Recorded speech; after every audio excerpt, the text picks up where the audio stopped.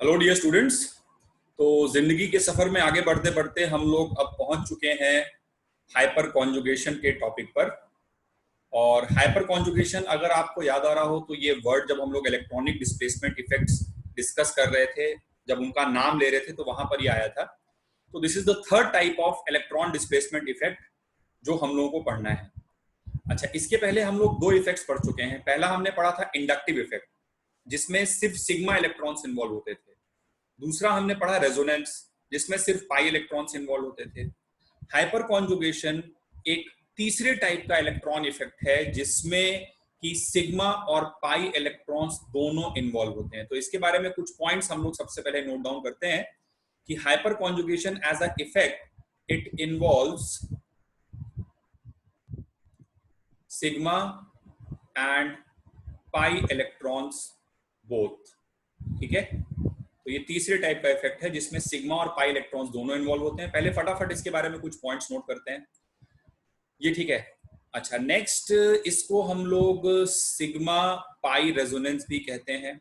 इसका एक नाम है, इसको सिग्मा पाई रेजोनेंस, या कुछ किताबों में इसे सिग्मा पी रेजोनेंस भी कहा जाता है, क्योंकि जो पाई इलेक्ट्रॉन्स होते हैं वो किस में प्रेजेंट होते हैं, पी ऑर्बिटल में, तो इसलिए इसे सिग्मा पी रेजोनेंस बोलते हैं।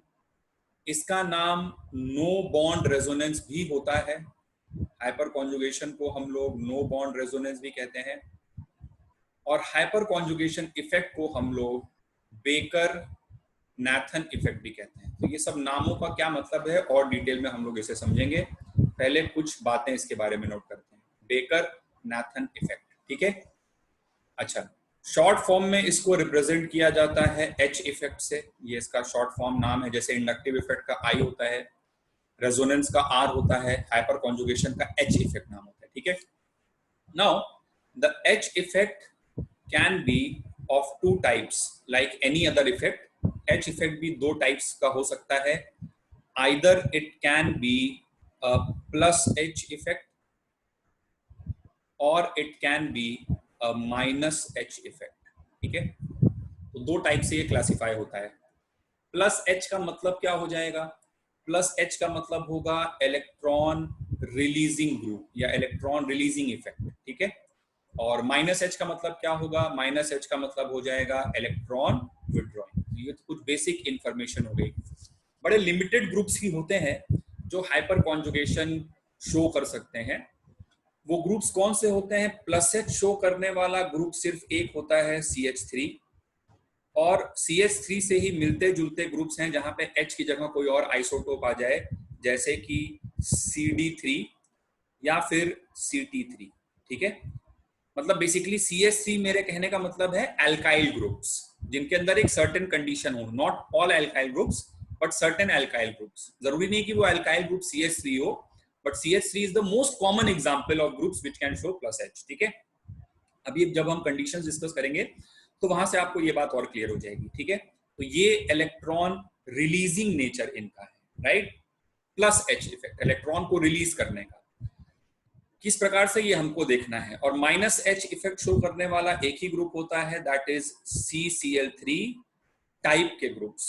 ठीक है, CCl3 टाइप के ये सबसे कॉमन एग्जांपल है। जैसे यहाँ पे मैंने बोला CH3 टाइप, वैसे CCl3 टाइप। तो ये group minus H effect show करते हैं। अच्छा, हाइपर कॉन्जुगेशन कहां कहां पर होता है? तो hyper conjugation is observed in, इसको हम लोग कहां कहां पे ऑब्जर्व करेंगे, कहां कहां पर पढ़ेंगे? तो सबसे पहले हम लोग हाइपर कॉन्जुगेशन पढ़ेंगे नंबर 1 कार्बोकटायन में हो सकता है। क्या कंडीशंस होंगी देखेंगे। फिर उसके बाद ये हो सकता है एल्कीन में या एल्काइन में हाइपर कॉन्जुगेशन को स्टडी करेंगे। And after this we will discuss hyperconjugation in free radical. ठीक है, फ्री रेडिकल में हम लोग हाइपर कॉन्जुगेशन को इसके बाद डिस्कस करेंगे। So these are the conditions in which hyperconjugation can take place. ऐसे सिस्टम्स में हाइपर कॉन्जुगेशन पॉसिबल है। तो आइए सबसे पहले हम लोग समझते हैं कि ये क्या है हाइपर कॉन्जुगेशन, और इसके बारे में कुछ और डिटेल में जानने की कोशिश करते हैं। जैसा कि मैंने आपको पहले भी बताया है डिफाइन करते समय कि hyperconjugation is basically sigma pi resonance. ठीक है, तो सिग्मा और पाई सिग्मा इलेक्ट्रॉन और पाई इलेक्ट्रॉन के बीच में कुछ रेजोनेंस जैसी चीज हो रही है, इसको हम लोग बोलते हैं हाइपर कॉन्जुगेशन। तो सबसे पहले हम लोग हाइपर कॉन्जुगेशन को डिस्कस करते हैं for the case of number 1। सबसे पहले डिस्कस करते हैं for the case of carbocation. तो कार्बोकटायन हम सभी लोग जानते हैं कि क्या होता है, ठीक है। और यहां पर हम लोग डिस्कस करने जा रहे हैं कि कार्बोकटायन में हाइपर कॉन्जुगेशन कैसे हो सकता है। अब हाइपर कॉन्जुगेशन के बारे में बताने के पहले एक छोटा सा एग्जांपल मैं आपके सामने रखता हूं। जैसे लेट्स से मेरे पास दो कार्बोकटायंस हैं, एक है CH3 CH2+ और इथाइल कार्बोकटायन, और दूसरा कार्बोकटायन है CH3+, that is methyl carbocation, ठीक है। अब अगर मैं आपसे पूछूं कि इन दोनों कार्बोकटायंस में से विच कार्बोकटायन इज मोर स्टेबल, तो आई एम श्योर आप सब लोग जवाब दे दोगे कि सर ये इथाइल वाला कार्बोकटायन ज्यादा स्टेबल है, ठीक है। कुछ लोग इस स्टेबिलिटी के ऑर्डर को एक्सप्लेन करते हैं on the basis of inductive effect, ठीक है। इनफैक्ट मैंने भी किया है। जब हम लोग स्टार्ट कर रहे थे तो हम लोगों ने इस स्टेबिलिटी ऑर्डर को इंडक्टिव इफेक्ट के बेसिस पर ही एक्सप्लेन किया था, बट तब हम लोगों ने हाइपर कॉन्जुगेशन H इफेक्ट नहीं पढ़ रखा, ठीक है।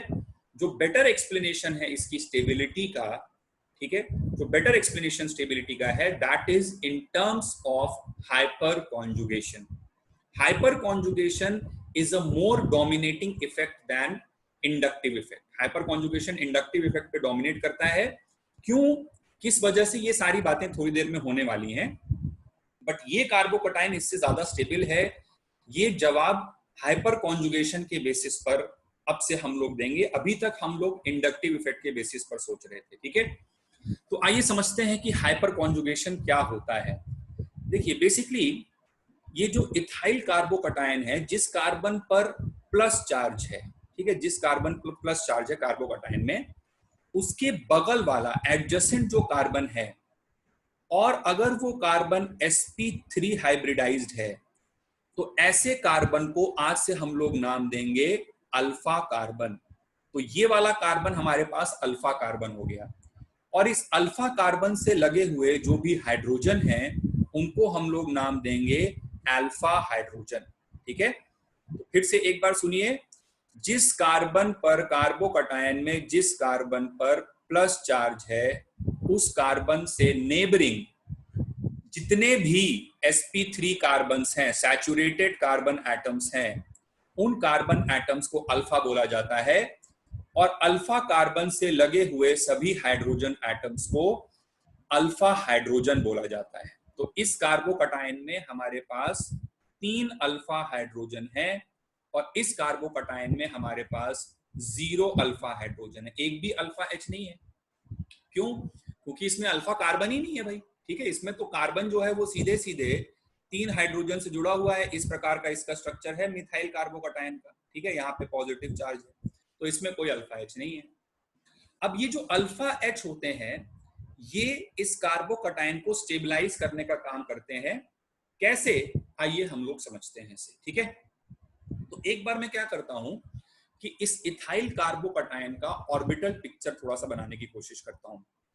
तो एक बार फिर से लिख देते हैं यहाँ पे CH3 CH2+, CH3 CH2+, ठीक है। तो इसका स्ट्रक्चर कुछ इस प्रकार से होगा। ऑर्बिटल स्ट्रक्चर इसका ऐसा होगा कि जो कार्बन पॉजिटिव वाला है, जिस पर पॉजिटिव चार्ज है, वो है प्लेनर sp2 हाइब्रिडाइज्ड। इसकी हाइब्रिडाइजेशन sp2 है, ये प्लेनर है, ठीक है। और इसके पास पॉजिटिव चार्ज होने के कारण इसके पास प्रेजेंट है एक वेकेंट p ऑर्बिटल प्रेजेंट है। ऐसा हम लोग जानते हैं कार्बोकटायन में वेकेंट p ऑर्बिटल होता है। अच्छा भाई, जो बगल वाला कार्बन है अल्फा कार्बन, वो है sp3 हाइब्रिडाइज्ड, वो सैचुरेटेड है। और अगर वो सैचुरेटेड है तो वो प्लेनर तो नहीं होगा भाई, sp3 हाइब्रिडाइज्ड चीज प्लेनर नहीं होती है। तो इस कार्बन का शेप जो है, बॉन्ड्स का नेचर टेट्राहेड्रल होगा, ठीक है। तो टेट्राहेड्रल आप कुछ इस प्रकार से सोचो कि ये जो अल्फा कार्बन है, इससे जो हाइड्रोजन्स लगे हुए हैं उनमें से एक हाइड्रोजन प्लेन के बाहर कुछ इस प्रकार से निकल के आ रहा होगा, एक हाइड्रोजन कुछ प्लेन के पीछे इस प्रकार से जा रहा होगा, ठीक है। sp3 वाली चीज कभी भी प्लेनर नहीं हो सकती बेटा, ठीक है। sp3 में ज्यादा से ज्यादा दो बॉन्ड, कोई दो बॉन्ड पेपर के प्लेन में हो सकते हैं। तो अब इसमें क्या हो रहा है कि ये वाला हाइड्रोजन पेपर के प्लेन में है, ये वाला हाइड्रोजन पेपर के प्लेन के आगे है, और बाकी का जो एक हाइड्रोजन है उसके लिए मैं एक ऑर्बिटल डायग्राम बना देता हूं। तो यहां पर लगा हुआ है, ये सब थोड़ा सा मिटा दिया जाए, यहां पर लगा हुआ है एक हाइड्रोजन का एटम, ठीक है। This is hydrogen atom and this is a bond which is formed by sp3s overlap, ठीक है। और यहां पर क्या है, दो इलेक्ट्रॉन्स प्रेजेंट हैं भाई, दो इलेक्ट्रॉन पेयर्स हैं इस बॉन्ड के, CH बॉन्ड के, राइट। तो अब देखिए क्या है, ये हमने बना लिया इथाइल कार्बोकटायन का स्ट्रक्चर। अब ध्यान से सुनिएगा आगे मेरी बात। अब क्या है कि ये वाला कार्बन जो है वो पॉजिटिव चार्ज है, राइट। इसके पास है vacant orbital, vacant p orbital है। अच्छा, कार्बन और हाइड्रोजन में कार्बन ज्यादा इलेक्ट्रोनेगेटिव है, तो ये दोनों जो इलेक्ट्रॉन हैं ये खिसक के इस कार्बन के पास कुछ आ जाएंगे भाई। कार्बन अगर ज्यादा इलेक्ट्रोनेगेटिव है तो उसकी इलेक्ट्रॉन्स को अट्रैक्ट करने की टेंडेंसी अपनी तरफ ज्यादा होगी। इसके पास है इलेक्ट्रॉन पेयर, इधर है वेकेंट ऑर्बिटल। इस कार्बन ने बोला भाई तुम्हारे पास पॉजिटिव चार्ज है, वेकेंट ऑर्बिटल है, इलेक्ट्रॉन्स की कमी है, चलो मैं तुम्हारा दुख बांट लेता हूं और हम लोग आपस में कुछ ओवरलैपिंग कर लेते हैं। तो ये जो ओवरलैप हुआ between a sigma electron, sigma orbital and a p orbital, इस ओवरलैप को हम लोग बोलते हैं हाइपर कॉन्जुगेशन, ठीक है। इस ऑर्बिटल ने बोला कि तुम मेरी इलेक्ट्रॉन डेंसिटी, मैं तुम्हारे साथ कुछ साझा कर लेता हूं, तुम बहुत गरीब हो, तुम्हारे पास खाली जगह पड़ी हुई है, चलो हम लोग कुछ ओवरलैप करते हैं। नेचुरली ये जो ओवरलैप है ये प्योर p के बीच में तो नहीं हो रहा है, प्योर p एक दूसरे के एग्जैक्टली परपेंडिकुलर होते थे, जैसा कि होता था रेजोनेंस में, राइट, जैसा कि रेजोनेंस में होता था। ये ओवरलैप किस तरह से हो रहा है, ये ओवरलैप एक p ऑर्बिटल और एक स्लाइटली टिल्टेड हाइब्रिडाइज ऑर्बिटल जिसमें कि सिग्मा बॉन्ड बना हुआ है, उनके बीच में ये ओवरलैप हुआ है। तो नेचुरली ये ओवरलैप हाइपर कॉन्जुगेशन वाला रेजोनेंस जितना इफेक्टिव ओवरलैप तो बिल्कुल नहीं है भाई। जितना अच्छे से ओवरलैप होता है उतना डोमिनेटिंग इफेक्ट होता है, ठीक है। हाइपर कॉन्जुगेशन हमें लिखना चाहिए। तो ये ओवरलैप जो है वो जितना रेजोनेंस वाला ओवरलैप था उतना इफेक्टिव ओवरलैप नहीं है, और इसीलिए हाइपर कॉन्जुगेशन एक वीकर इफेक्ट है as compared to resonance. But कुछ ओवरलैप तो हो रहा है, ठीक है। इस कार्बन ने अपने इलेक्ट्रॉन डेंसिटी को इस वेकेंट ऑर्बिटल के साथ साझा कर लिया, सिग्मा और p के बीच में ओवरलैप हो गया, समझ रहे। सिग्मा इलेक्ट्रॉन्स p के साथ पाई बॉन्ड बनाने की कोशिश कर रहे हैं, पाई बॉन्ड जैसा है, पाई बॉन्ड है नहीं, पाई बॉन्ड जैसा है। अब लेकिन ये बार बार हम लोग ऑर्बिटल वाली पिक्चर तो नहीं बनाएंगे, ठीक है। ये तो ऑर्बिटल डायग्राम था समझने के लिए, तो बार बार हम लोग ये ऑर्बिटल वाली पिक्चर नहीं बनाएंगे। अब पेपर पे हम लोग इसे कैसे रिप्रेजेंट करेंगे, पेपर पे हम इसे ऐसे रिप्रेजेंट करते हैं कि अगर हम एक बार यहाँ पर इथाइल कार्बोकटायन बना लें फिर से, ठीक है। पेपर पे हम कैसे रिप्रेजेंट करेंगे, तो यहाँ पे हम लोग इसको इस तरह से बना सकते हैं कि ये इथाइल कार्बोकटायन है, और एक बार के लिए सोचो, अब इसका रेजोनेटिंग स्ट्रक्चर हम लोग बना रहे हैं, बट उसे रेजोनेंस नहीं बोलेंगे हम लोग, उसको हम लोग बोलेंगे हाइपर कॉन्जुगेशन। मतलब ये चीज पेपर पे कैसे दिखाई जाएगी, बार बार ऑर्बिटल डायग्राम बनाना फीजिबल नहीं है, ठीक है।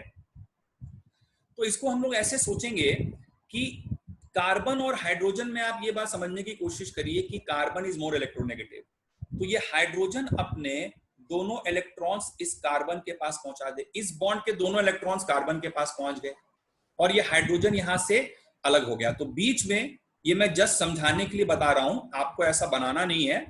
आप एक मिनट के लिए सोचो कि ये हाइड्रोजन यहां से H+ बन के बाहर हो गया, तो इस कार्बन के पास क्या आ जाएगा, लोन पेयर और नेगेटिव चार्ज आ जाएगा, ठीक है। और यहां पर आ जाएगा एक CH2+, यहां तो प्रेजेंट है ही है। जो अल्फा कार्बन था उससे लगे हुए हाइड्रोजन को मैंने ऑन पेपर एक बार के लिए H+ की तरह बाहर कर दिया, H+ की तरह बाहर किया, तो ये दोनों इलेक्ट्रॉन जो इस सिग्मा बॉन्ड के 2 इलेक्ट्रॉन्स थे, ये इस कार्बन के पास आ गए और इसके कारण कार्बन पे नेगेटिव चार्ज आ गया। ठीक है, और इससे अगर हम लोग आगे सोचें तो अब इस लोन पेयर नेगेटिव और इस पॉजिटिव के बीच में एक पाई बॉन्ड हम लोग बना दें और इससे हमारे पास CH2 डबल बॉन्ड CH2 इस टाइप की कुछ चीज आ जाएगी और बगल में हम लोग लिखेंगे एक H+। ठीक है, तो ये जो बीच वाली इंटरमीडिएट सिचुएशन है, ये सिर्फ आपको मैंने समझाने के लिए बताई है। आपको स्ट्रक्चर डायरेक्टली इस तरह से सोचना है कि ये जो सिग्मा बॉन्ड है, ये हाइड्रोजन यहां से H+ की तरह निकला और ये सिग्मा किस में कन्वर्ट हो गया, पाई में। तो आप जब आगे से हाइपर कॉन्जुगेटिव स्ट्रक्चर बनाओगे तो सीधे सीधे डायरेक्टली आप ये बनाओगे और बगल में एक H+ इस तरह से लिख के छोड़ दोगे। ये जो कलाकारी आपने पेपर पे करी है, इस कलाकारी को रेजोनेटिंग स्ट्रक्चर नहीं बोला जाता, इसको हाइपर कॉन्जुगेटिव स्ट्रक्चर बोला जाता है। ठीक है, this is called as the hyperconjugative structure. This is called as the hyperconjugative structure. और अगर आप ध्यान से देखिए तो यहाँ पर कार्बन और हाइड्रोजन के बीच में बॉन्ड नहीं है और इसीलिए हाइपर कॉन्जुगेशन को हम लोग नो बॉन्ड रेजोनेंस भी कहते हैं। ठीक है, और जितने भी अल्फा हाइड्रोजन होंगे, जैसे यहां पर कितने अल्फा हाइड्रोजन दिख रहे हैं, यहां पर 3 अल्फा हाइड्रोजन दिख रहे हैं। ठीक है, तो जितने अल्फा हाइड्रोजन होंगे उतने हाइपर कॉन्जुगेटिव स्ट्रक्चर्स बनेंगे। ठीक है, तो number of alpha H is equals to number of hyperconjugative structures. ठीक है, जैसे एक H के साथ मैंने निकाल के बनाया, आप तीनों H के साथ एक एक बार मतलब एक एक करके उनको निकाल के 3 हाइपर कॉन्जुगेटिव स्ट्रक्चर बना सकते हो। और टोटल नंबर ऑफ स्ट्रक्चर्स कितने हो जाएंगे, 4। एक स्ट्रक्चर तो वो खुद भी है ना भाई, एक स्ट्रक्चर तो यही था ना, CH3 और CH2+, तो एक स्ट्रक्चर तो ये खुद ही था। और 3 इसके, क्योंकि 3 अल्फा हाइड्रोजन है तो 3 हाइपर कॉन्जुगेटिव स्ट्रक्चर्स बनेंगे। ठीक है, और जितने ज्यादा हाइपर कॉन्जुगेटिव स्ट्रक्चर्स बनेंगे मतलब उतना ज्यादा चार्ज का डिलोकलाइजेशन हो रहा है, उतना ज्यादा इलेक्ट्रॉन डेंसिटी शेयर की जा रही है। ठीक है, तो मोर इज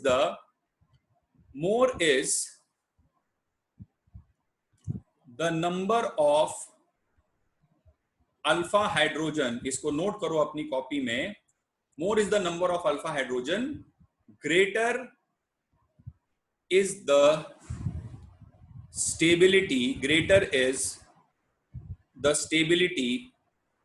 of कार्बोकटायन। जितने ज्यादा अल्फा हाइड्रोजन होंगे कार्बोकटायन की स्टेबिलिटी उतनी ही ज्यादा होगी। ठीक है, और ओवरऑल अगर हम लोग बात करें तो ओवरऑल इफेक्ट्स का जो ऑर्डर है उसमें रेजोनेंस इफेक्ट सबसे डोमिनेटिंग है, क्योंकि उसमें कंप्लीट ट्रांसफर ऑफ इलेक्ट्रॉन्स हो रहा है पाई पाई के बीच में। फिर उसके बाद हाइपर कॉन्जुगेशन आता है। हाइपर कॉन्जुगेशन में भी ट्रांसफर ऑफ इलेक्ट्रॉन्स है, लेकिन आपको सिग्मा बॉन्ड तोड़ के तब हाइपर कॉन्जुगेशन कराना पड़ रहा है। ठीक है, जैसे रेजोनेंस में हम लोग जनरली क्या करते हैं, कभी भी सिग्मा बॉन्ड तो इन्वॉल्व होता नहीं है, रेजोनेंस में खाली पाई इलेक्ट्रॉन्स इन्वॉल्व होते हैं। ठीक है, तो हम लोग कभी भी रेजोनेटिंग स्ट्रक्चर बनाते हैं तो उसमें पाई बॉन्ड्स तोड़ते हैं, लेकिन हाइपर कॉन्जुगेटिव स्ट्रक्चर बनाने के लिए हम लोगों ने क्या किया है, सिग्मा बॉन्ड को ब्रेक किया है ये स्ट्रक्चर बनाने के लिए। तो सिग्मा बॉन्ड एक मजबूत बॉन्ड है, उसमें ज्यादा एनर्जी लगती तोड़ने में। ठीक है, तो इसलिए हाइपर कॉन्जुगेशन रेजोनेंस से कम डोमिनेटिंग है, लेकिन हाइपर कॉन्जुगेशन इंडक्टिव इफेक्ट से ज्यादा डोमिनेटिंग होता है इन जनरल। कुछ जगह पे कुछ थोड़ा थोड़ा लफड़ा है, लेकिन उस लफड़े को आगे समझेंगे। मोटा मोटी बात यह है कि सबसे ज्यादा डोमिनेटिंग इफेक्ट रेजोनेंस है, फिर हाइपर कॉन्जुगेशन है और फिर इंडक्टिव इफेक्ट में तो पार्शियल ट्रांसफर ऑफ इलेक्ट्रॉन्स है। हाइपर कॉन्जुगेशन में कंप्लीट है, लेकिन सिग्मा बॉन्ड को तोड़ के तब हाइपर कॉन्जुगेशन हो रहा है। ठीक है, तो आओ अब इस बेसिस पे हम लोग कुछ क्वेश्चंस करते हैं। अभी हम लोग सिर्फ हाइपर कॉन्जुगेशन से रिलेटेड कुछ क्वेश्चंस करेंगे, बाकी आगे चल के हम लोग इन सभी इफेक्ट्स को मिक्स करके बहुत सारे क्वेश्चंस करेंगे। ठीक है, तो जस्ट अभी एक दो क्वेश्चन हम लोग देख लेते हैं। स्टेबिलिटी ऑफ कार्बोकटायन पे, जिससे हमारा अल्फा एच वगैरह का थोड़ा सा प्रैक्टिस हो जाए. So let us discuss the stability of carbocation. अभी हम स्टेबिलिटी ऑफ कार्बोकटायन पूरी तरह से डिस्कस नहीं कर रहे हैं, इसका एक डिटेल डिस्कशन सारे इफेक्ट्स पढ़ने के बाद होगा. अभी आप बस ऐसे समझ लो कि मैं आपको हाइपर कॉन्जुगेशन की कुछ प्रैक्टिस करा रहा हूं जो हम लोगों ने जस्ट अभी अभी सीखा है. ठीक है, तो let's say I have 3 carbocations CH3, C, CH3 और CH3. This is a tertiary butyl carbocation. दूसरा मेरे पास है CH3, CH3. So next is the isopropyl carbocation.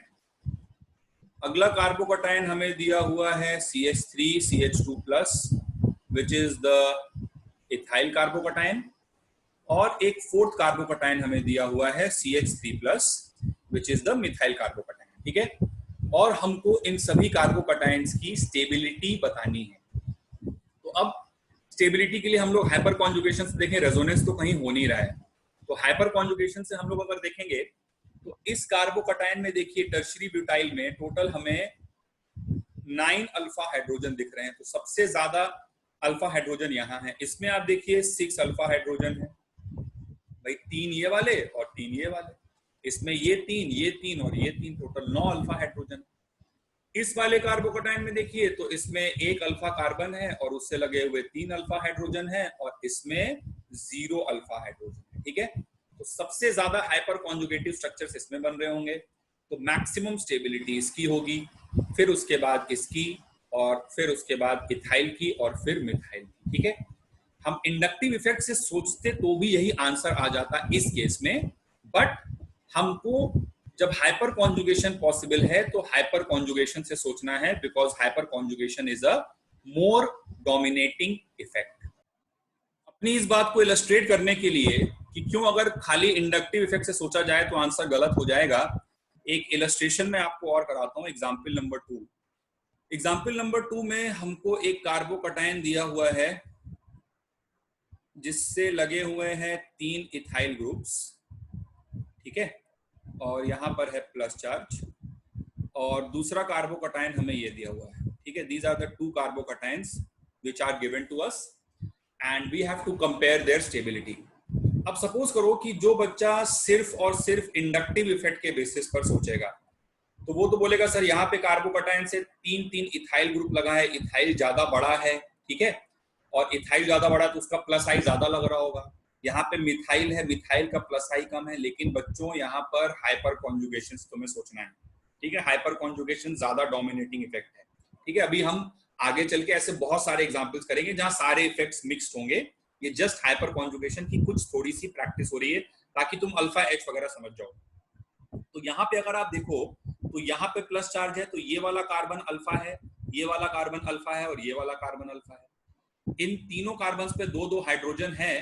तो इस वाले कार्बोकटायन पे अल्फा एच है 6, और इस वाले कार्बोकटायन पे अगर आप आ जाओ तो ये अल्फा कार्बन, ये अल्फा कार्बन, ये अल्फा कार्बन, तीनों से 3-3 हाइड्रोजन लगे हुए हैं.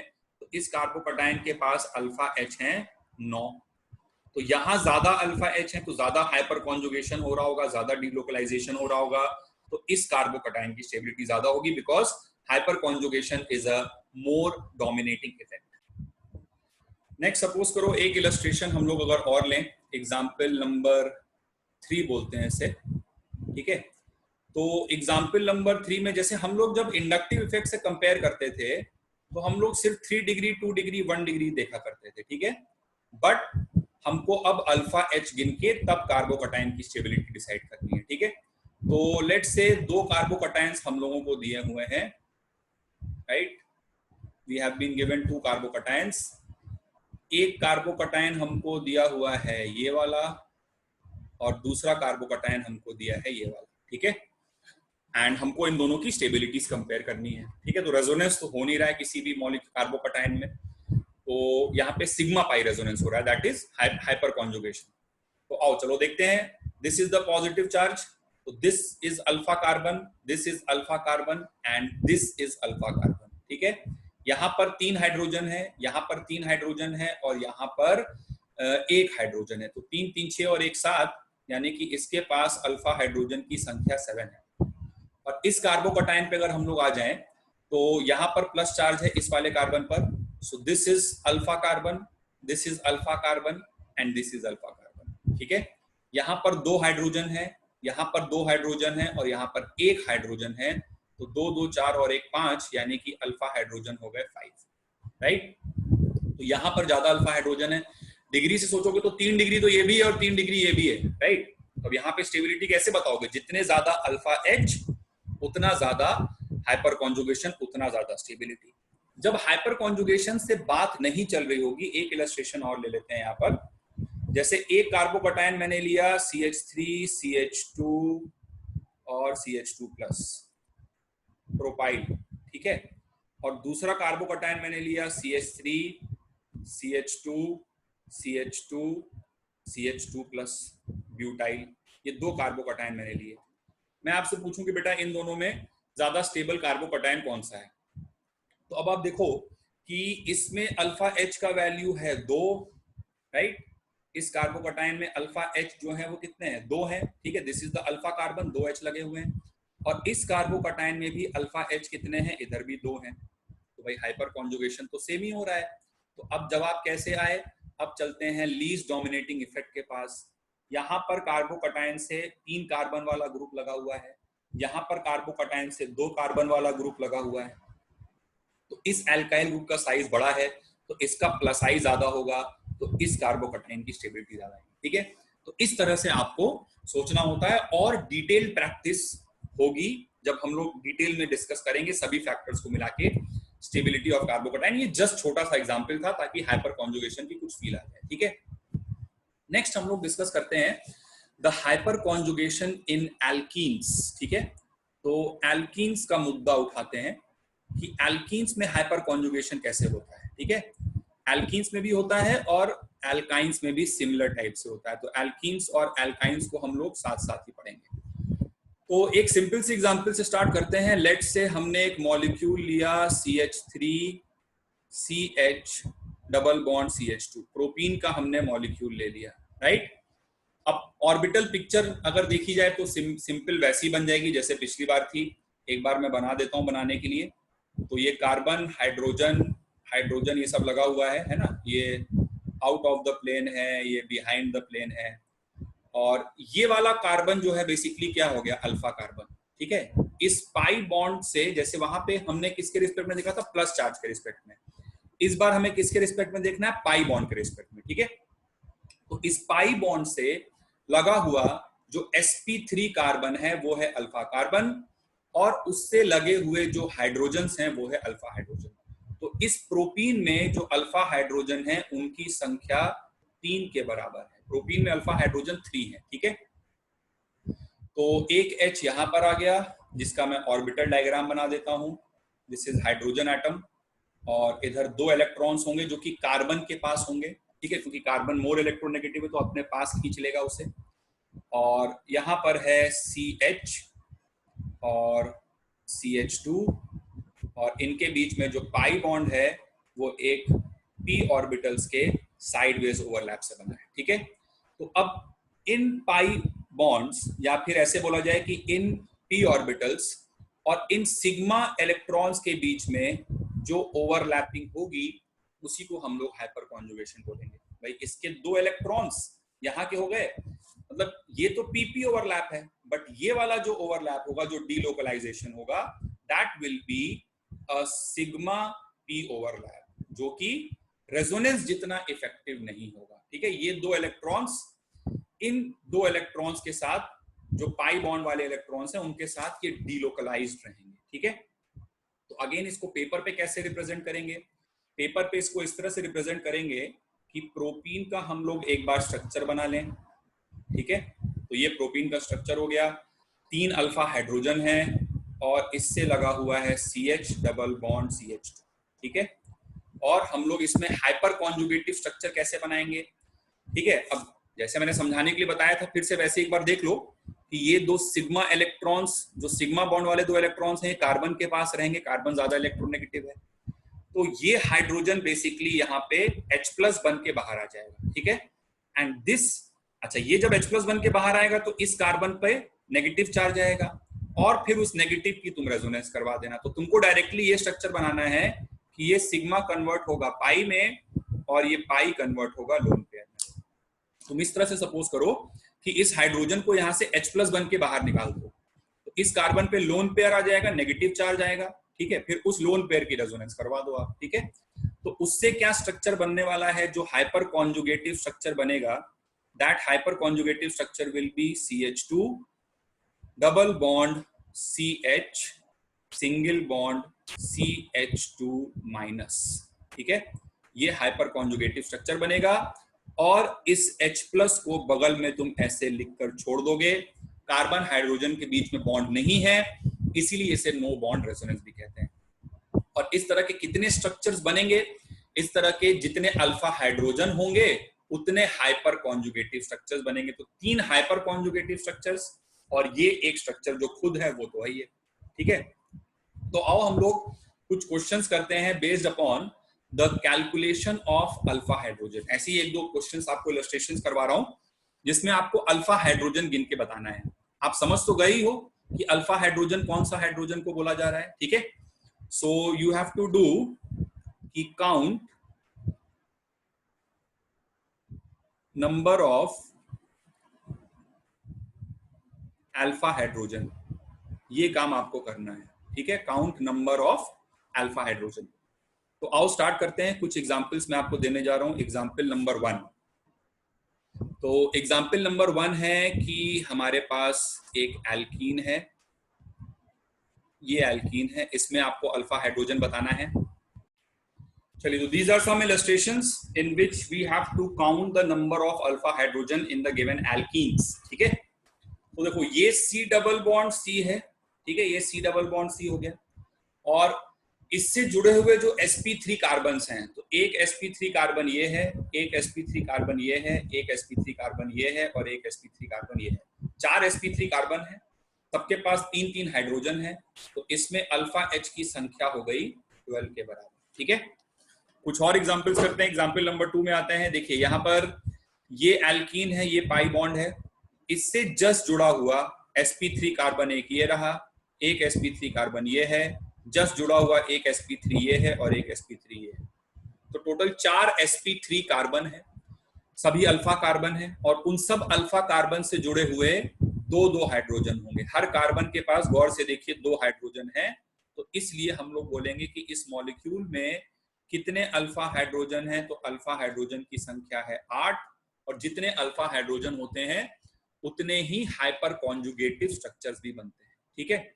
इस टाइप का क्वेश्चन कुछ साल पहले जेईई एडवांस में आया था। अभी जस्ट नेक्स्ट स्लाइड में मैं आपको वो क्वेश्चन देता हूं, तो उससे आपकी और प्रैक्टिस होगी। चलिए, यहाँ पे हमें 2 पाई बॉन्ड दिख रहे हैं, एक पाई बॉन्ड ये है, एक पाई बॉन्ड ये है, ठीक है। इस पाई बॉन्ड के लिए ये वाला कार्बन है अल्फा और ये वाला कार्बन है अल्फा। यहां से लगा है 1 हाइड्रोजन और यहां से लगा है 2 हाइड्रोजन। इस पाई बॉन्ड के लिए ये वाला कार्बन है अल्फा और ये वाला कार्बन है अल्फा। यहां से लगा है 1 हाइड्रोजन, यहां से लगा है 2, तो 3 इसके लिए और 3 इसके लिए, तो टोटल अल्फा हाइड्रोजन की क्वांटिटी नंबर यहाँ पे हो गया 6। चलिए, यहाँ पर पाई बॉन्ड ये प्रेजेंट है, इस पाई बॉन्ड से लगा हुआ अल्फा कार्बन एक ये है, एक अल्फा कार्बन ये है, लेकिन ना तो इस कार्बन के पास हाइड्रोजन है ना ही इसके पास हाइड्रोजन है, तो इस मॉलिक्यूल में अल्फा हाइड्रोजन की क्वांटिटी हो गई 0।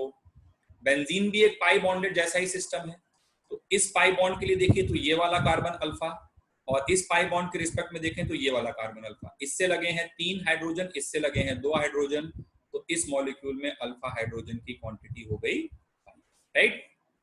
तो ये हम लोगों ने अल्फा हाइड्रोजन काउंट करना सीखा। अब हम लोग हाइपर कॉन्जुगेशन का पहला एप्लीकेशन यहाँ पर देखने जा रहे हैं, and that initial first application of hyperconjugation is the stability of alkene, ठीक है, द स्टेबिलिटी ऑफ एल्कीन। हमें कुछ एल्कीन्स दे दिए जाएंगे और हमको बताना होगा कि उन दोनों एल्कीन्स में से कौन सा एल्कीन ज्यादा स्टेबल है। नंबर ऑफ कार्बन्स वगैरह अप्रोक्सीमेटली सेम रहेगा। तो जैसे फॉर एग्जांपल मान लो मुझे एक एल्कीन दिया हुआ है CH2 double bond CH single bond CH2 CH3 but 1 ene दिया हुआ है, और दूसरा एल्कीन मुझे दिया हुआ है CH3 CH double bond CH single bond CH3 but 2 ene दिया हुआ है। ये दोनों एक दूसरे के आइसोमर्स हैं, आगे पढ़ेंगे, पोजिशनल आइसोमर्स इन्हें बोलते हैं। इस मॉलिक्यूल का नाम है ब्यूट 1 इन एंड इस मॉलिक्यूल का नाम है but 2 ene. They are positional isomers of each other, we will study later. फिलहाल अभी क्वेश्चन ये नहीं है, क्वेश्चन है कि इन दोनों में से ज्यादा स्टेबल कौन है। तो देखिए, अब एल्कीन्स की स्टेबिलिटी अगर हमको डिसाइड करनी होगी, ठीक है, तो ऑब्वियसली अगर रेजोनेंस वगैरह आ गया तो डोमिनेटिंग फैक्टर्स तो वही होंगे। अब यहाँ पे क्वेश्चंस हम लोग मिक्स टाइप के देखने जा रहे हैं, ठीक है।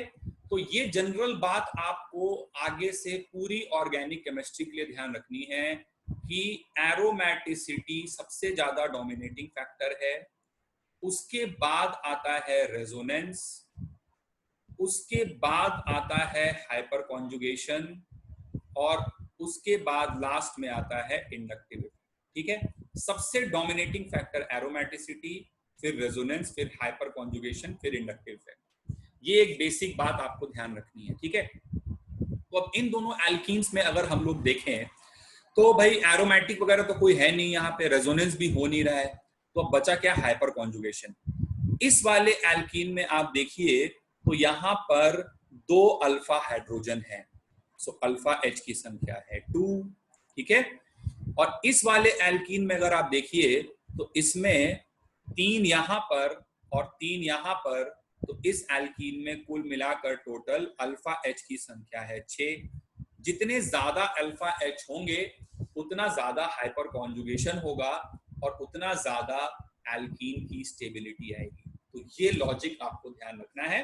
लेकिन अगर कहीं रेजोनेंस या एरोमेटिसिटी आ गया तो फिर आप हाइपर कॉन्जुगेशन वाले फैक्टर को नहीं देखोगे। So now what I am going to do is कि मैं आपको बहुत सारे क्वेश्चन देने जा रहा हूं जिसपे आपको एल्कीन का स्टेबिलिटी ऑर्डर बताना है, ठीक है। तो क्वेश्चन की हेडिंग आप डाल लें। क्वेश्चन की हेडिंग है फाइंड स्टेबिलिटी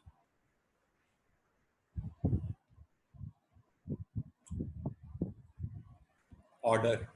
आपको स्टेबिलिटी का ऑर्डर बताना है बेटा, ठीक है। तो स्टार्ट करते हैं क्वेश्चन नंबर 1 से। क्वेश्चन नंबर 1 में पहला एल्कीन दिया हुआ है दिस, दूसरा एल्कीन हमें दिया हुआ है ये पाई बॉन्ड है और ये दिया हुआ है, तीसरा एल्कीन हमें ये दिया हुआ है, चौथा एल्कीन हमें ये दिया हुआ है और पांचवा एल्कीन हमें ईथीन दिया हुआ है, ठीक है। तो इन पांचों एल्कीन्स के हमें स्टेबिलिटी ऑर्डर बताने हैं, ठीक है। तो इसमें कहीं पर भी रेजोनेंस तो हो नहीं रहा भाई। रेजोनेंस होने के लिए कम से कम 2 पाई बॉन्ड होने चाहिए ना, कॉन्जुगेशन वगैरह होना चाहिए। तो कॉन्जुगेशन तो कहीं है नहीं मॉलिक्यूल्स में, जो गिवन मॉलिक्यूल्स है, ठीक है। तो हाइपर कॉन्जुगेशन के बेसिस पर ही सोचना है। तो देखिए अब यहाँ पर क्या है कि अल्फा हाइड्रोजन देखिए, तो यहाँ पे alpha carbon alpha carbon alpha carbon alpha carbon, I am sure समझ में आ गया होगा। अल्फा हाइड्रोजन इसमें 12 है, इसमें अल्फा हाइड्रोजन 9 है, 3 अल्फा कार्बन है, 1 2 3, ठीक है। ये तीसरा अल्फा कार्बन है, इसमें अल्फा कार्बन 2 है, दोनों से 3-3 हाइड्रोजन लगे हैं, अल्फा हाइड्रोजन की संख्या है 6। इस वाले मॉलिक्यूल में अल्फा हाइड्रोजन की संख्या है, यही अल्फा कार्बन है, 3, और इसमें अल्फा हाइड्रोजन की संख्या है 0। तो जितने ज्यादा अल्फा हाइड्रोजन उतना ज्यादा हाइपर कॉन्जुगेशन, उतना ज्यादा डीलोकलाइजेशन, उतना ज्यादा stability. So this will be the stability order of the given alkenes, ठीक है। Let me take one more example for you. अगले एग्जांपल पे आते हैं। Let's do example number 2। तो एग्जांपल नंबर 2 में हमको 2 स्ट्रक्चर्स दिए हुए हैं, राइट। एक एल्कीन हमें ये दिया हुआ है और दूसरा एक और एल्कीन दिया है, 2 6 मेंबर्ड रिंग्स हैं और ये है लोकेशन पाई बॉन्ड, नहीं पाई बॉन्ड की लोकेशन ये है, ठीक।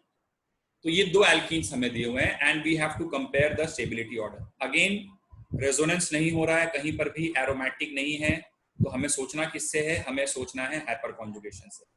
इसमें है अल्फा कार्बन की लोकेशंस ये, और टोटल 8 अल्फा हाइड्रोजन है इस एल्कीन में।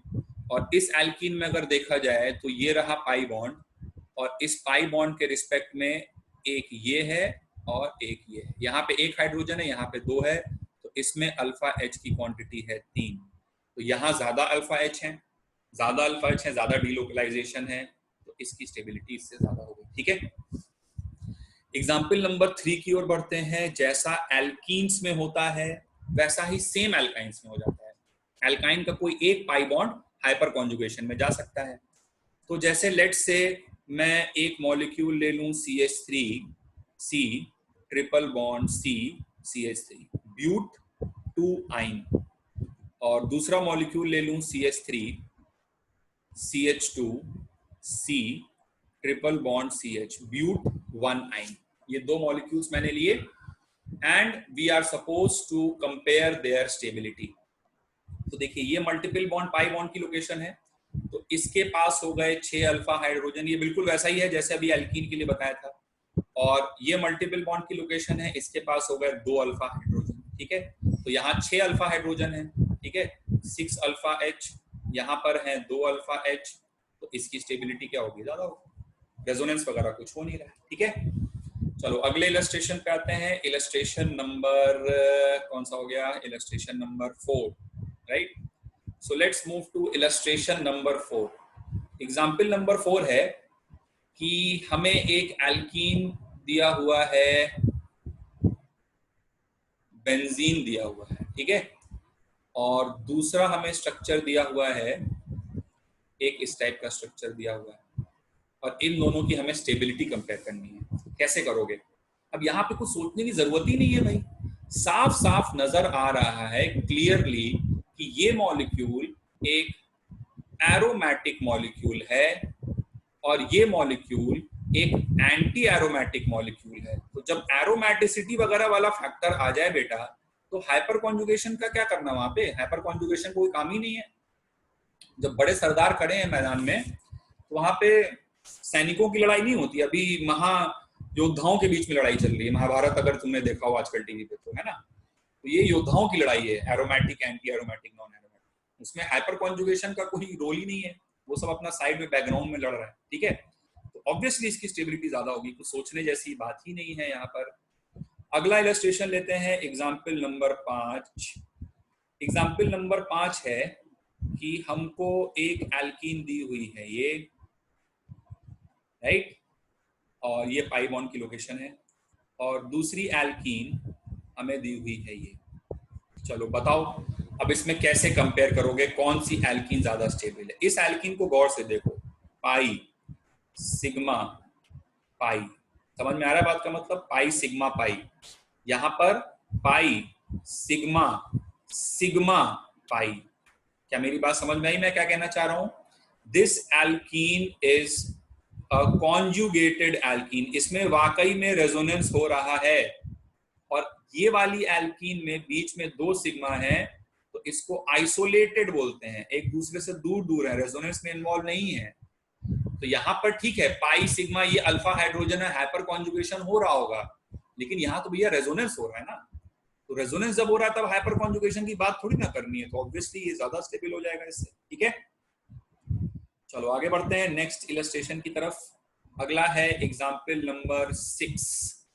एग्जाम्पल नंबर 6 की तरफ बढ़ते हैं। ठीक है, तो एग्जाम्पल नंबर 6 है कि हम लोगों को एक एल्कीन दी हुई है, एक स्ट्रक्चर दिया हुआ है कुछ इस प्रकार से, और इस ऑक्सीजन पर है लोन पेयर।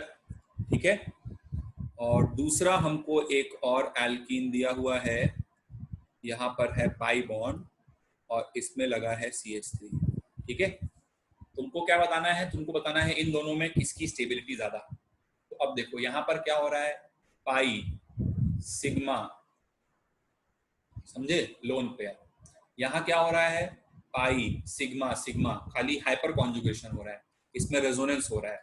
तो obviously resonance is a more dominating factor than hyperconjugation, तो इस एल्कीन की स्टेबिलिटी ज्यादा हो जाएगी। ठीक है, चलो क्वेश्चन नंबर 7 करते हैं। क्वेश्चन नंबर 7 में हमको एल्कीन्स दिए हुए हैं। क्वेश्चन नंबर 7 देखिए सब लोग। क्वेश्चन नंबर 7 में हमको दो स्ट्रक्चर्स दिए हुए हैं। एक स्ट्रक्चर ये दिया हुआ है और एक और दूसरा स्ट्रक्चर दिया है जिसमें पाई बॉन्ड की लोकेशन यहाँ पर है। ठीक है, चलो आपको बताना है कौन सा एल्कीन है ज्यादा स्टेबल। तो देखो अब यहाँ पर तो रेजोनेंस वगैरह हो नहीं रहा, खाली एक ही एक पाई बॉन्ड प्रेजेंट है। ठीक है, तो अब किससे सोचोगे? हाइपर कॉन्जुगेशन से सोचोगे।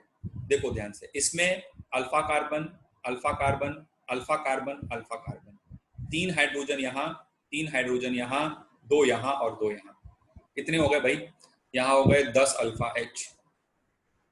इसमें देखो ये पाई बॉन्ड है, एकमात्र ये अल्फा कार्बन है और एक अल्फा कार्बन है तो इसमें हाइड्रोजन कितना है? एक है, तो इसमें ओनली 1 अल्फा H है।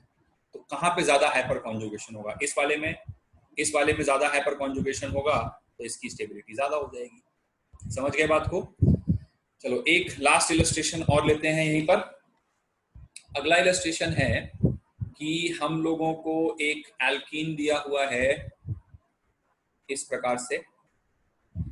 ठीक है, ये इसका स्ट्रक्चर है और दूसरा एल्कीन हमें दिया हुआ है कुछ इस प्रकार से, ये इसका स्ट्रक्चर है। इन दोनों एल्कीन्स में स्टेबिलिटी कंपेयर करनी है। अगेन समझ में आ गया होगा, हाइपर कॉन्जुगेशन के बेसिस पे सोचना है। यहाँ पर 2 2 3 और 3, 10 अल्फा हाइड्रोजन मौजूद हैं। समझ गए? और यहाँ पर 2 और 2, 4 अल्फा हाइड्रोजन मौजूद हैं। जितना ज्यादा हाइपर कॉन्जुगेशन उतनी ज्यादा स्टेबिलिटी। ठीक है, एक लास्ट इलस्ट्रेशन और लेते हैं अच्छा सा थोड़ा। तो नेक्स्ट इलस्ट्रेशन है नंबर 10। नंबर 10 में क्या हो रहा है कि हमको एल्कीन्स दिए हुए हैं डबल बॉन्ड CH2। एक एल्कीन ये दिया है, दूसरा एल्कीन हमें ये दिया हुआ है। ठीक है, और तीसरा एल्कीन हमें ये दिया हुआ है। इन तीनों एल्कीन्स की हमें स्टेबिलिटी कंपेयर करनी है। ठीक है, तो अब जरा पहले यहाँ पे देखो अल्फा H काउंट करो। तो ये पाई बॉन्ड की लोकेशन है, राइट?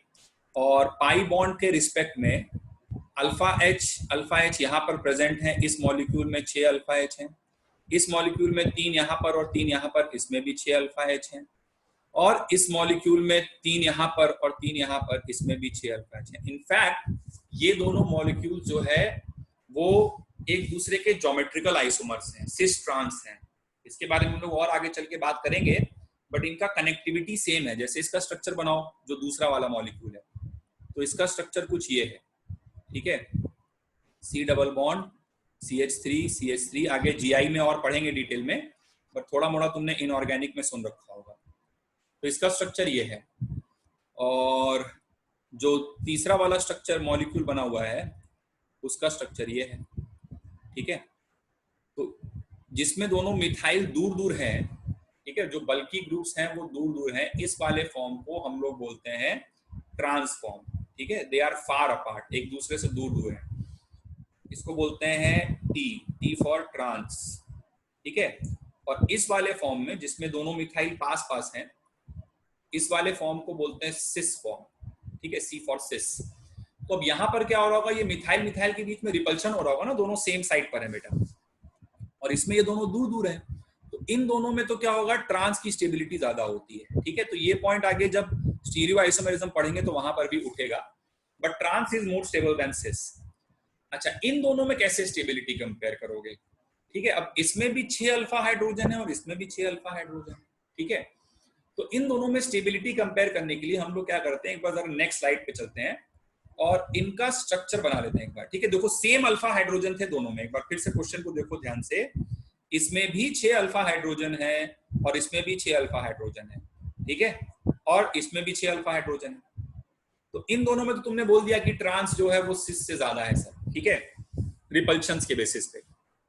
लेकिन इन दोनों में कैसे सोचोगे अब आप? ठीक है, तो ये दोनों सेम मॉलिक्यूल नहीं है। जैसे ये दोनों ही ब्यूट-2-ईन था ना भाई, इसका IUPAC नामकरण करो ब्यूट-2-ईन, ये भी ब्यूट-2-ईन, लेकिन ये ब्यूट-2-ईन नहीं है, ये कोई और मॉलिक्यूल है। ठीक है, तो इनमें कैसे स्टेबिलिटी का कंपैरिजन, इनका स्ट्रक्चर अलग अलग है बेसिकली, तो इनमें स्टेबिलिटी का कंपैरिजन, अब देखो रेजोनेंस हो नहीं रहा है, हाइपर कॉन्जुगेशन दोनों जगह सेम है। तो अब जितने भी महारथी थे उनके बीच में तो युद्ध हो चुका है, एरोमेटिसिटी है नहीं, रेजोनेंस है नहीं, हाइपर कॉन्जुगेशन से भी बात हो गई वही सेम। तो अब क्या होगा, सबसे आखिरी में जो सबसे कमजोर प्यादे हैं, सैनिक हैं, उनके बीच में लड़ाई होगी। That is we will decide on the basis of inductive effect. ठीक है, जब कहीं किसी चीज से बात नहीं बने तो आखिरी जो है वो कौन आता है लड़ाई लड़ने के लिए, इंडक्टिव इफेक्ट आखिरी लड़ाई लड़ता है, राइट।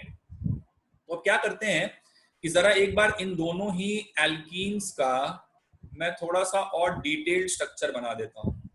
तो जो पहला वाला एल्कीन था, ध्यान से पहचानो, उसका स्ट्रक्चर ये था, और जो दूसरा वाला एल्कीन था उसका खाली मैं स्ट्रक्चरल फॉर्मूला लिख रहा हूं, मतलब कनेक्टिविटी ऑफ एटम्स दिखा रहा हूं, सिस ट्रांस करके नहीं दिखा रहा। सिस ट्रांस बस क्या है भाई, ऑपोजिट साइड या सेम साइड। तो दूसरा वाला एल्कीन ये था, CH3CH double bond CH single bond CH3। अब इसमें ये मिथाइल मिथाइल दोनों एक तरफ हैं तो उसको सिस बोल दिए, आजू अलग अलग तरफ हैं तो ट्रांस बोल दिए, वो आगे की बात है। ठीक है, तो अब क्या होगा कि अगर इसमें हाइपर कॉन्जुगेटिव स्ट्रक्चर बनाया जाए, इसका हाइपर कॉन्जुगेटिव स्ट्रक्चर अगर हम लोग बनाएं तो किसी भी एक H को निकालते हैं, 6 अल्फा हाइड्रोजन है, किसी भी एक को निकालते हैं तो किस तरह से काम होगा। देखो यहां से मान लो, सपोज करो मैंने क्या किया कि इस वाले हाइड्रोजन को H+ की तरह निकाला, ठीक है। तो इस हाइड्रोजन को अगर इस वाले इसमें से एक हाइड्रोजन को, यहाँ पर जो हाइड्रोजन 3 लगे हुए हैं इनमें से किसी एक हाइड्रोजन को H+ की तरह निकाला, तो इस कार्बन पर क्या आएगा, लोन पेयर नेगेटिव चार्ज, और वो लोन पेयर कन्वर्ट होगा पाई में। तो यहां पर आ जाने वाला है डबल बॉन्ड CH2, ठीक है, डबल बॉन्ड CH2। इस वाले कार्बन से एक हाइड्रोजन को H+ की तरह निकाला, लोन पेयर आया, लोन पेयर पाई में कन्वर्ट हुआ और ये पाई कन्वर्ट होगा लोन पेयर में। ठीक है, हाइपर कॉन्जुगेटिव स्ट्रक्चर बना के देख रहे हैं बस। तो CH2 नेगेटिव, राइट, और यहाँ पे एक बगल में H+ लिखना पड़ेगा। अच्छा, इसी तरह इस वाले मॉलिक्यूल में ये है अल्फा हाइड्रोजन, इस हाइड्रोजन को H+ की तरह निकाल दो अगर, तो यहाँ पर जो हाइपर कॉन्जुगेटिव स्ट्रक्चर बनेगा तो H+ निकलेगा तो इस कार्बन पे नेगेटिव आएगा लोन पेयर, वो लोन पेयर पाई में कन्वर्ट होगा और ये पाई लोन पेयर में कन्वर्ट हो जाएगा। तो जो हाइपर कॉन्जुगेटिव स्ट्रक्चर बनेगा वो CH2 double bond CH single bond CH पे लोन पेयर माइनस, और यहाँ पर आ जाएगा CH3, और इसके बगल में क्या बचा रहेगा, यहाँ पर एक H+ लिखना पड़ेगा हमें फॉर नो बॉन्ड रेजोनेंस। तो अब देखो क्या हो रहा है कि यहाँ पर जो कार्बनायन बन रहा है, this carbanion is a 1 degree carbanion and this is a 2 degree कार्बनायन।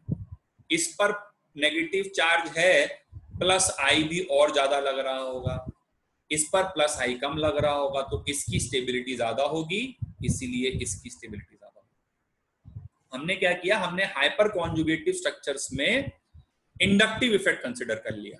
ठीक है, तो इसके हाइपर कॉन्जुगेटिव स्ट्रक्चर में जो कार्बनायन बन रहा है वो 2 डिग्री है, उसका प्लस आई इफेक्ट लग रहा है, उसकी स्टेबिलिटी कम है, तो इसमें हाइपर कॉन्जुगेशन उतना इफेक्टिव नहीं होगा जितना इफेक्टिव इसमें होगा। और इसलिए अगर हम लोग ओवरऑल स्टेबिलिटी ऑर्डर पे चले जाएं तो पहला वाला सबसे ज्यादा स्टेबल होगा, फिर दूसरे वाले और तीसरे में तो मैं आपको समझा ही चुका हूं। ठीक है, तो इस वीडियो में हम लोगों ने हाइपर कॉन्जुगेशन क्या होता है ये जाना, और उसको कार्बोकटायन और एल्कीन में कैसे करवाया जाता है ये जाना, और उसको यूज करके हम लोगों ने स्टेबिलिटी ऑफ कार्बोकटायन और स्टेबिलिटी ऑफ एल्कीन्स को कंपेयर करना सीखा।